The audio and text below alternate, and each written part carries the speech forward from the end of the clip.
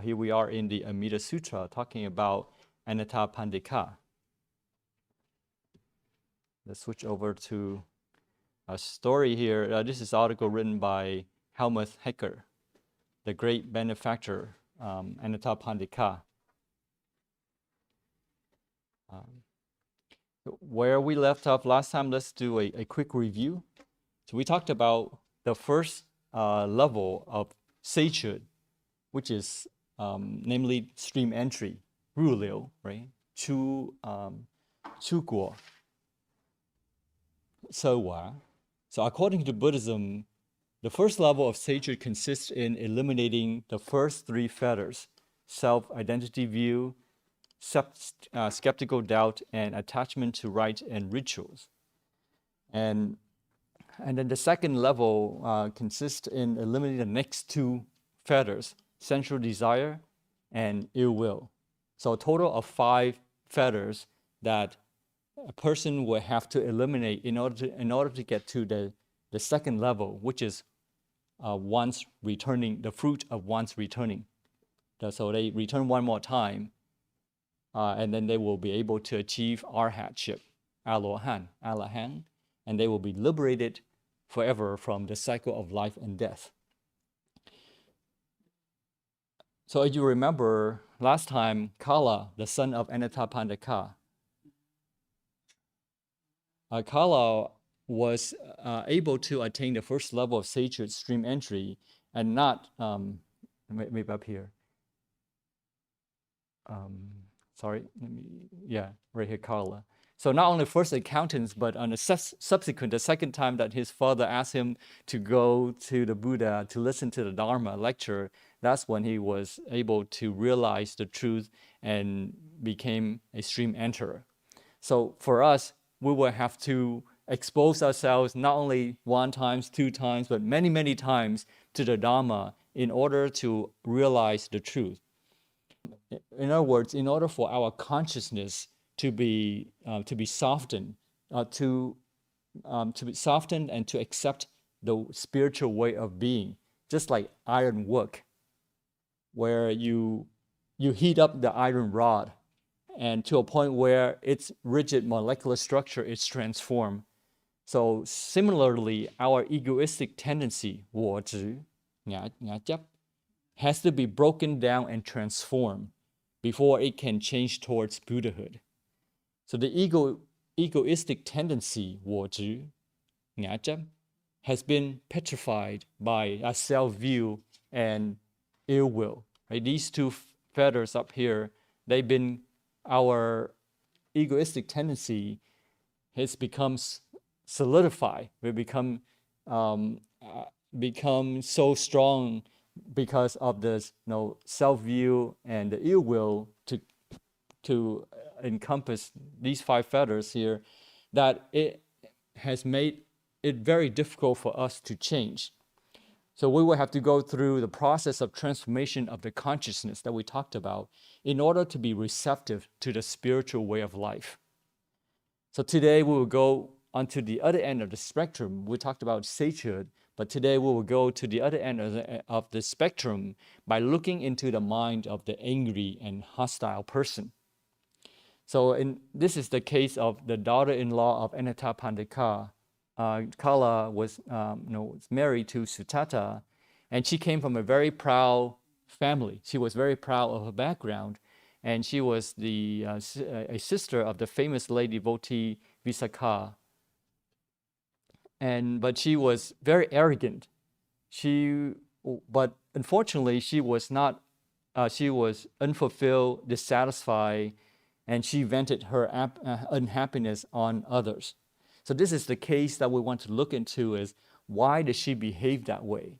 And we all can relate to it. Sometimes we are angry, sometimes we are unhappy, but what is the root cause of our unhappiness? And why would we want to vent our unhappiness on others?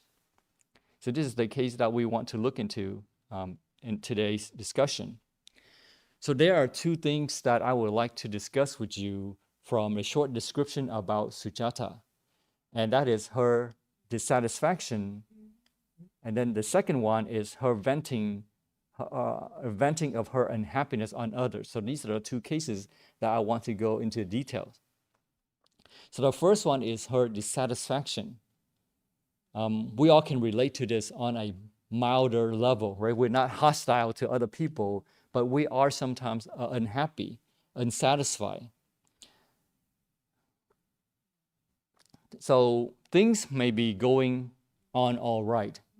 Our jobs may be going on all right. Our family may be okay, right? And our health may not be that bad. It's still in good shape. We can move around. We can do things fairly, relatively free. Our financial health is still good. But in spite it all, we sometimes start feeling dissatisfied, as though there is something missing, lacking, or wanting. Since we're in this state, we start vaguely searching for something. At first, we don't even know what we're searching for. We start to look for something here and there to fulfill the emptiness in us, but we don't know what is it that we're looking for. Some people in this state of boredom resort to unskillful things such as mindless entertainment or even drugs. Some people resort to skillful things like such as spirituality to try to search for the meaning of life. Then it starts to become more and more clear to them. For the unfortunate cases, it never becomes clear for many people. They can never find what they're looking for and continue to be in the state of perpetual dissatisfaction. Right? They always feel unhappy. They don't know how to get out of that state. Just like the mindless search for entertainment on the social media and social apps, that's what they keep going through to find that emptiness, to fulfill that emptiness. They keep searching through YouTube videos and looking at those social apps postings just mindlessly and hoping that something will make them happy. But for the more fortunate cases, their search seems to become clearer. As it happens, some people start to speak of what they're looking for in terms of reality, in terms of the truth. They say, I'm not satisfied with things as they are. I want to know the truth. I want to know reality and things as they are, not as they appear. Others think in terms of peace and happiness. They say, I want to search for happiness. I want to search for peace. I want greater satisfaction, something more, greater happiness. That's what I want. Something that I can rest on because I feel dissatisfied. Other people use specifically religious terminology. They say it in terms of God, enlightenment, nirvana, or Pure Land. I want to go to the Pure Land. I want to be in nirvana.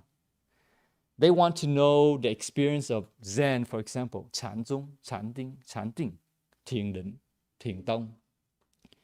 But they can never find it. Theirs is one thing that they have in common, and it's a common mistake.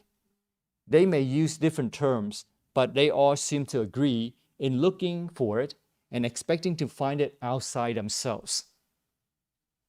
Sometimes it so happens that they find it or they seem to find it. They even succeed in establishing a relationship, or usually relationship of dependence with external phenomena. 向外追求, 向外tìm cầu. So this is what they're doing. They think they have succeeded when they have just established a relationship of dependence with external phenomena, right? So from the perspective of Zen, 禅宗, 听道, far from having succeeded, they fail catastrophically because they are quite unaware that they have failed. They think they have succeeded, but they have failed. And they fail because they don't understand conditionality, 缘起法, 法缘起. They have fallen into one of the two extremes without knowing it themselves. The two extremes are existentialism, 常见, thường kiến, or nihilism, 短见, 短見. So as a result, their success does not last very long. So we should go back, so to speak, to our absolute mind or true mind, and back to conditionality, like把心带回家, right? Đem tâm mình trở lại về nhà. Or in other words, conditionality here, it's called conditionality is called 无为法. This is so unconditioned. Unconditionality is 无为法, pháp vô vi. If we want to avoid the cycle of life and death, so unconditioned or unconditionality here is devoid of greed, anger, and all kinds of afflictions, egoistic motive even, in our speech, thought, and action. So that's what unconditionality is. So there is no biased intention or egoistic drive in doing something, either good or bad, but the mind is pure and it's very spontaneous and very creative. Right? We're not biased in doing something, but in that state of unconditioned, that a mind is very spontaneous. It can do anything. It can do anything because it's the right thing to do. So why go back to the mind, so to speak, and not to something else? Why do we have to take ourselves back to the mind? 为什么把心带回家? Tại sao mình phải đem cái tâm mình về nhà? The mind, according to Zen Buddhism, is the point of contact of reality. And that reality is conditionality. So let me elaborate on 2 points here. One is the mind, and the other one is conditionality. First, about the mind or consciousness. Zen wants the practitioner to directly point to the mind and not to external objects, not to the moon, not to the sun, to the stars, not to our possessions, our wealth, not to God, and not even to the Buddha.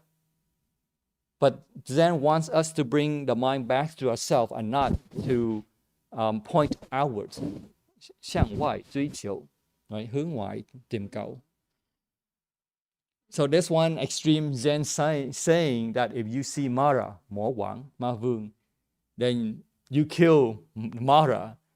Mara here represents unskillfulness, 不善业, 不thiện nghiệp, or anything that obstructs enlightenment, 障碍, chướng ngại. So, and if you see the Buddha, you kill the Buddha. So Zen is very extreme. It doesn't fuss about the things that be around the bushes, but it wants to go directly to the mind, to enlightenment. This is because chasing after chasing external things will only leave one feel empty and lacking in the end, because that's not the ultimate truth.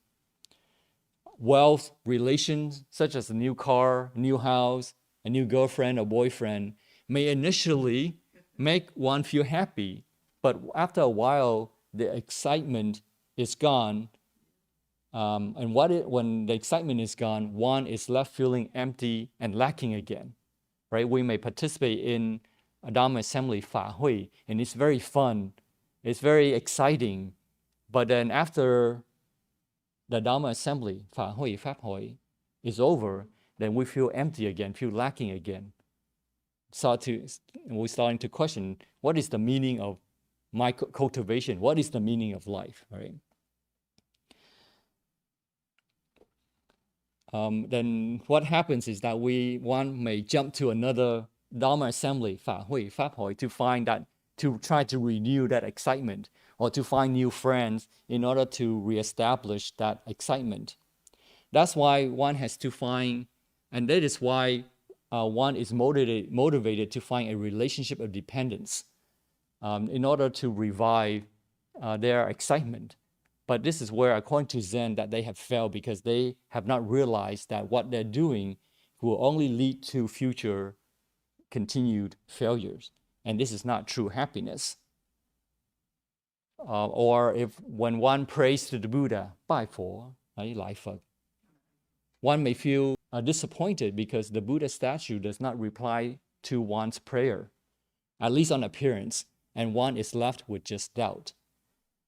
There may be help from the Buddhas, but one is either not sensitive enough to detect things are changing for the better, or that one is praying for the wrong reasons, where one is unable to resonate with the Buddha's vows, meaning that one is only seeing the Buddha as a God praying for things and not willing to put in the right conditions, the efforts for one's seeds or wishes to grow to fruition. Right? So praying for the wrong reason. So this is why Zen is direct pointing to the mind and not external objects, to bring the mind back to the true self, so that we don't feel the emptiness. By focusing the mind on the first level, one is bringing awareness to the 6 types of consciousness. So in the mind, there are 6 types of consciousness, from our sight, hearing, olfactory or smelling, tasting, touch, and mentality, fa, all the mental phenomena. So when we interact with the world, we are going through, these 6 gates, if you will. And one way for us to focus the mind is to make sure that we have awareness of these 6 types of consciousness. So the practitioner is no longer pointing outwards, but bringing back to the mind, back to reality, as it were, right? 把心带回家, đem tâm trở về nhà. So the mind is no longer turbulent from the external stimuli. The mind becomes more meditative. So at this stage, the mind, the focused mind, is only the relative mind. So at this point here, when we focus on the 6 types of consciousness, we may be meditative, but it's not the true mind. Right? These 6, this mind at this level is not the true mind yet. It's what we call relative mind, relative truth, or relative reality, for lack of a better word. It's not absolute. With the meditative mind and contemplation on reality, meaning that we understand through our calm thinking, that we understand with our heart and brain that all phenomena lead to dissatisfaction, 苦, 口, and all phenomena, 一切法, tất cả pháp, are impermanent, and all phenomena have no fixed and changing self, 无我, vô ngã. So 苦, 无常, 无我, right? 口, vô thường, vô ngã. We see the reality from those 3 perspectives. And the practitioner will be able to see reality more clearly and not setting oneself up for further dissatisfaction. At this stage, it is absolute mind, so to speak. So when you can see reality, then you will be able to transition from the relative mind to the absolute mind. Or you can call it 真心, right? 真tâm. It's what we call, for lack of a better word, we call absolute mind. So the process is that withdraw oneself from external distractions, right? Focusing on these 6 types of, or have awareness of the 6 types of consciousness. We bring our attention back to the true mind, or to the relative mind, by focusing ourselves and not allowing external distractions. And focus the mind and elevate one's awareness of the consciousness, and transition from the relative mind to the absolute mind. So again, the process is that we don't no longer point outward. Our mind is no longer chasing outwards, but we are now bringing the mind, our attention, our focus back, and have awareness of what we are seeing, what we are smelling, sensing, touching, feeling. Those things that we bring our attention back, and from there we elevate it from the relative mind to the absolute mind. Does it make sense? This is why Zen is called a meditation school. Can you see the relationship between Zen and meditation? Right? Zen is called a meditation school because it brings the mind back. And the way to do that is through meditation, by calming down the mind and reflecting on reality, seeing dissatisfaction, impermanence, and no self, right? Khổ, vô thường, vô ngã, khổ, vô常, vô我. By reflecting on reality, that we can start to see things more, but then it doesn't make us pessimistic, but it makes us more spontaneous and creative. So that's the first point about the mind. So that's this part right here. So the second part is about conditionality.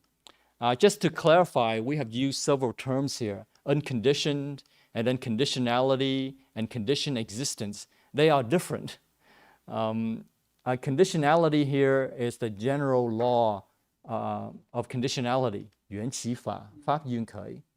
And which is different from conditioned existence,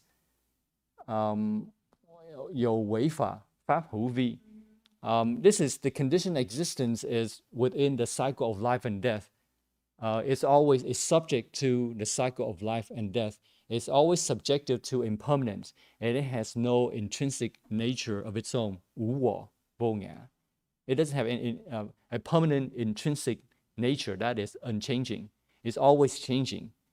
So we use three terms here against unconditioned, representing 无为法, 法无为. And conditioned existence is 有为法, 法无为. And that is different from conditionality, right? Okay, so so I want to make sure that it's clear. If we don't understand conditionality, 缘起法, 法缘起, then we tend to go to the extremes, wanting to have phenomena of joy to last forever. That's one extreme. Or wanting the phenomena of pain to be eliminated entirely, or to have nothing to do with the world. That's another extreme. We often do this to ourselves, almost unconsciously, therefore reinforcing our biased views. And it is not effective putting efforts trying to preserve things, or pushing things away when we don't like them, or trying to keep things when we like them, or pushing things away when we don't like them, without providing the proper conditions. Because things don't stay because we want them to, or things will go away because we don't like them to. But they come and they go because of conditions. So it is more effective to understand why the conditions that why things come, and the conditions of why things go. For example, if we are afraid of our shadow, we should not run here and there under the sun, right, in a maddening manner, trying to escape our shadow. We should just move into a shade, and the shadow will naturally disappear. So the condition for the shadow is not because we're not running, but the condition of the shadow because there's a light source. So if you want to remove the shadow, then we need to remove the light source, or remove the sun, or move into a shade, and the shadow will disappear. So, for example, if we are in financial difficulties, then we know that we lack karmic rewards, 福报, 福报. And we should not scheme or find loopholes in the system in order to make more money, but to be generous in our giving, right? Because the cause for poverty is not that one does not take advantage of the system, but because of selfish craving. So if we don't want poverty, 贫穷, bằng cùng, then we should not have selfish craving. So by getting rid of selfish craving, even craving to enjoy our karmic rewards, 福报, 福报, it will lessen one's poverty. So the same with good health and intelligence. Good health is the fruit, but compassion, 慈悲, 慈悲, including kindness to our body and our mind, right? We should be responsible and take care of the body and mind. It's not about compassion towards others, but also compassion towards the body and mind. Our body and mind is the seed. So good health is the fruit. If we want it, we have to cultivate compassion. 慈悲德悲. Intelligence is the fruit, 果果. Sharing knowledge and help others to be capable is the seed, 因 or nhân. So not understanding conditionality is the root of unhappiness, not because we have not taken advantage of the loopholes in the system, or not because we are not aggressive enough, but because we don't understand conditionality, 缘起法, 法因可以, and that leads to unhappiness. So we can say that Sujata was unfulfilled and dissatisfied because she did not understand conditionality. And she vented her unhappiness on others because she did not understand conditionality. So this may not be clear enough, right, to establish the connection between her unhappiness and not understanding conditionality. So let me explain a little bit more just to make sure that it is clear. And why should she behave this way? Why should she be satisfied and then vent her unhappiness on others? Why did she vent her unhappiness on others? Let's read a little bit more to see how worse her problem got. This was seen in the hostile and angry way in which she treated. She beat her servants. Whenever she appeared, she spread fear and terror. Nor did she follow the rules of propriety in her relations with her parents-in-law and her husband. Thus, she increasingly made herself an object to be scorned. So this must have been a sight with all the yelling and the beating and scolding going on in the family. So we can see that even a family of sages could not avoid problems. This is life. So it's not the problem that we're interested in, but it's how to solve problems that we are interested in. We should not expect life to be problem-free.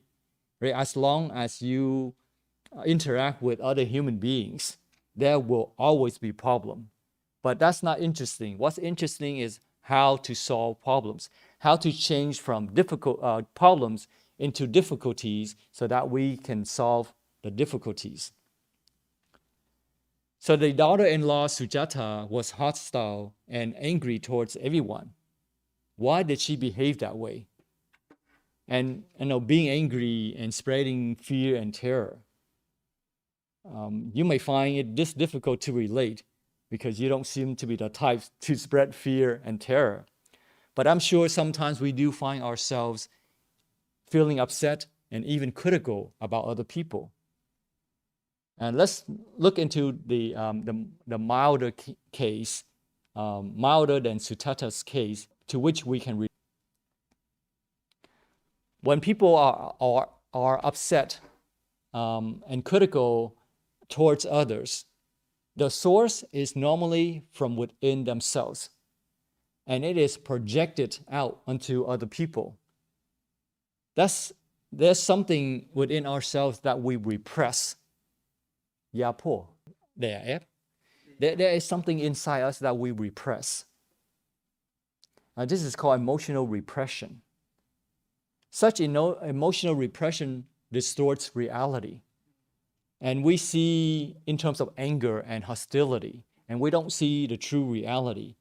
And we see dissatisfaction in other people. We don't see their good points. We don't see their reasonableness, but we see their unreasonableness.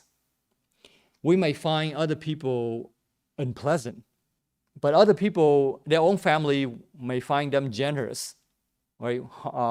Warm-hearted and intelligent, but we don't see that. So what we see is not the truth. When we see that person who's angry and hostile, we don't see the entire truth because their family members don't see them the same way. Their friends like them. Their friends don't see them being hostile and angry. So the reality is distorted by our wrong view. When that is done, we start to see it in other people. Our repression will start to impact our view, and we start to see other people in terms of our repression. Usually something repressed is something that is bad. For example, let's say there's something in us that's cold, uncompassionate, and selfish. But we start to think that other people are selfish, cold, lack in warmth and kindness. Then we project our own deficiencies in other people. So this is called psychological projection. Something in us that we repress, we start to see in that view, meaning we project on other people. You can experiment this yourself at home. Suppose we examine our own feelings. We ask ourselves, what is it that we don't like in other people? What is it that we find in other people that most offends me? What is it that we most criticize them for? Right? So we ask these questions and we will notice that there is a certain pattern. Normally, we don't find ourselves criticizing this person for this particular thing or that person for something else. Very often, we find ourselves criticizing a number of people for a common thing. Usually, our complaints are of objections of people or a particular set of qualities. We start to see that that person is selfish, right? Everybody is selfish. Or when we're critical, that person is lazy. Everybody is lazy. So we tend to see a lot of people with the same bad qualities that we think everybody has. But when we ourselves may have those bad qualities that we repress. So usually those very things that we don't like in other people are the very qualities that are repressed within us. Does it make sense? So the bad qualities in us, we don't acknowledge, we repress. And it's those bad qualities start to impact our view, and we start to see other people being bad with those bad qualities. This becomes unaware projection, unaware projection, making us project our own repressed awareness, or rather unawareness, on other people. So the daughter-in-law, Jujata, found those around her offensive. So she projected her repressed anger and dissatisfaction on them. And that's why she found them offensive to her. So similarly, when a person is in love, everything seems happy and positive, correct? And when a person is upset, everything seems offensive and hateable. So it's our repressed unawareness of our repression that we start to see in other people. See it in other people. When we have more awareness of ourselves, we can see the problem that it is usually within ourselves. So that's why by focusing on the mind, bringing the mind back and focusing on the 6 types of consciousness, that we will have awareness of our reaction, of what we see, what we hear, what we smell, what we taste, our touch, and even our own mentality. So having awareness helps us to detect what is being repressed, if anything. So it is more effective to improve our own deficiencies and bad qualities than trying to change other people. To take one step further, not only bad qualities, but also good qualities can be projected. What does this mean? So good qualities are not something that we repress, but something that we deprive ourselves, our own capacity, our own potential that we are not willing to develop. For instance, compassion. Let's go back to that example. For some reason, we feel the need to cultivate compassion, 修慈悲, 都德悲. Right? We need to develop compassion, but we are unable to develop it within ourselves. And we feel undervalued, we lack self-esteem. So we try to find it outside of ourselves and receive it into ourselves from an external source, right? Something that we can very well develop for ourselves, but we're not willing to put in the effort. So we're directing outwards, 向外, hướng ngoại, to find it outside of ourselves. So in other words, we are projecting our own unrealized potential, undeveloped compassion on somebody else, as opposed to putting the efforts to develop our own compassion. This is not necessarily a bad thing because it's good quality. It's just that we are neglecting our own potential. We are depriving our own abilities to develop that within us, right? We are rejecting our own capacity to do so. It is only bad from a high spiritual standard. It is not bad. It is only bad, right, from a high spiritual standard because it stands in the way of enlightenment. When we have to depend on others all the time, then we are not developing ourselves. We are not strengthening ourselves. And because it stands in the way of self-integration, we are divided. We are not uniting our abilities, our energies to develop our potentials, but we're using things on the outside, depending on the outside, and it becomes a hindrance. 障碍, 障碍. It inhibits our own individual and spiritual growth for enlightenment. To go even one step further, projection is not psychological, but also spiritual. So projection outside of the mind is a hindrance, not only psychological, but spiritual. According to Buddhism, all sentient beings, 众生, are capable of becoming enlightened, becoming Buddhas. But we don't do that. Rather, we project it onto the Buddha. We establish the relationship by worshiping the Buddha, revering the Buddha, etc. We should satisfy our needs for enlightenment by developing it within ourselves, rather than becoming a parasite on the enlightenment of the Buddha. I'm not saying worshiping, bowing to the Buddha is wrong, but it's just that becomes an obstruction because you have this divide between yourself and your own potential of gaining Buddhahood. So this is why Zen points to the mind and not to external. So going back to about reality up here. So going back to this mind as the reality, when we don't project outside of the mind, and we have more awareness of our consciousness, 心识, tâm thức, while interacting with the world, we are approaching reality because we are not projecting outside depending on something that is conditioned. 有违法, 法普非. So instead of projecting our wish for migration, for example, just to take something that is more relatable to Pure Land practitioner, instead of just projecting our wish for migration to Sukhavati, 极乐世界, cực lạc thế giới, let's say because we had enough with this sorrowful world that we don't want anything to do with it. Instead of that, we should live our lives as if we are already in Sukhavati.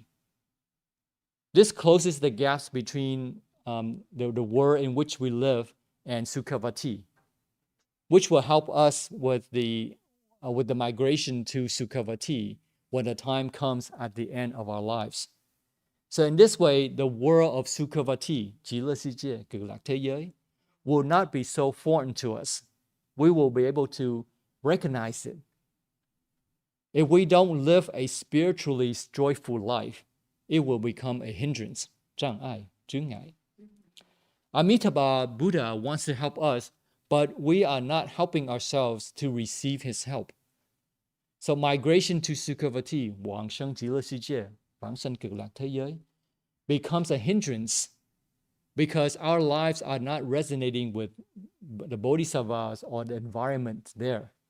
And we don't know what we what they're like, because we don't have any appreciation. We have never experienced, we have not lived a spiritually joyful life to appreciate a spiritually joyful environment. If we don't think that we are capable of being there in Sukhavati, then the gap will always exist between us and Sukhavati. If we have no confidence and joyful faith, then how can we be courageous enough to go where we know nothing about, right? So we have to live a life right now as if we are already in Sukhavati in order to have this easy migration, a smooth transition from this life to the next life. So projecting our outside of us as opposed to trying to understand Sukhavati and to live it, we won't be able to accept Sukhavati wholeheartedly. And there will be doubt, right? If pain comes up at the end of our lives, we will have doubt. Why is it that I now have so much pain when I've been cultivating all of my life, right? So we will start to have doubt.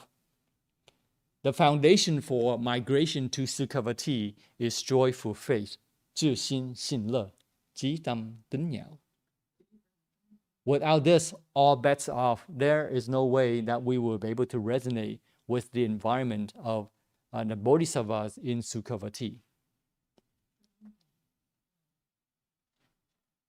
So let's put this all together and summarize what we have talked about, this short descriptions of Sujata, the daughter-in-law.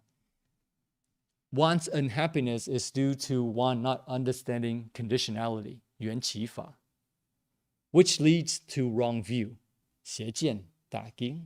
Right? Emotional negativity, such as anger, is the result of emotional repression. So the emotional repression in us is always bad. Without mindfulness, it surfaces without us knowing it. It can surface and we will not even know that we are being angry, we are being unskillful, we are harming ourselves. And when we try to ignore it, we don't have awareness, it becomes repressed and we start to see it in others. We start to project our view on others and think that others are unreasonable, others are angry, others are hateable. Whatever that is deficient in us that we don't have, we will see it in others, and thinking that they offend us, right? Or for example, if we are cold-hearted, we are uncompassionate, not willing to develop compassion in us, but we repress, we don't acknowledge, when we start to see other people being unreasonable, being cold-hearted. To overcome suffering is to attain enlightenment. The first step towards enlightenment is complete withdrawal from all projections. 把心带回家, đem tâm trở về nhà. From the lowest to the highest, we have different kinds of minds, right? We have the minds from the senses, 六根, 六识, 六thức. So those 6 senses, in a way, the first step for us to practice our mindfulness. It's not the true mind. Those are not the true mind. They're not absolute, they're relative. But at least when we bring our focus back to ourselves, that we can now getting closer to reality. And then from there, we can transition from relative mind to absolute mind through the process of wisdom development, meaning that we see reality, that we can see all phenomena are dissatisfaction, impermanence, and no fixed unchanging self. 苦无常无我口vô thường vô ngã. So by understanding not only from the heart, but also from the mind, from the brain, not only emotionally, but intellectually, we understand reality through those 3 characteristics. So that's the first step, is to bring the mind back from the lowest to the highest, from psychological good or bad, by cultivating awareness of our consciousness. And so in other words, we are depending on ourselves, the mind, and not some external factors. Then from there, we evolve from the relative mind to the absolute mind. So the absolute mind here refers to reality. So you can say that enlightenment is complete abandonment of all projections, whether it's good or bad, shan, ting, all those things we don't project outside. So again, bad projection is something that we repress, negative emotions. Good projecting is something, our capacity that we're not willing to develop ourselves, but we continue to depend on others. So when we abandon all projections, what will be left is the integrated mind, the mind of the Buddha, 佛性, 真心, 正当. So here let's quickly recap of what this means here is that if we are not integrated, we will not be committed. And if we're not committed, then there is no joyful faith. Without joy, then whatever that we do will not last. And if we don't last, then we will give up. And if we give up, then we are not going to be able to be reborn in Sukhavati. So we can also say that we will likely be reborn in a worse state than the one that we are in now, or get stuck in this painful and doubtful state of mind because we are not willing to move forward. Right? We're stuck. We're not integrated. We don't have enough energy to move ourselves forward because we don't have that commitment, because there's doubt, there's pulling back, there's holding back, and we're not willing to move forward. So knowing this, we have no alternative but to develop our inner qualities and not project them outside of us, outside of the mind. Right? So hopefully this helps to explain the mind behind anger and hostility, that we recognize the negative qualities within us and we don't repress, but we recognize those negative qualities and we transform them by having more awareness, so that we can see things clearly and that we understand that all phenomena are dissatisfaction and permanence, and they have no permanent, unchanging self-identity. Right? So bring the mind back so that we can get closer and closer to reality, because the mind is the point of contact of reality. So next time when we meet, we will see how the Buddha dealt with the situation where he was giving the Dhamma talk at Anathapindika's house, and Sujata in the kitchen was yelling and beating the servants. So we will see how the Buddha handled the situation the next time that we meet.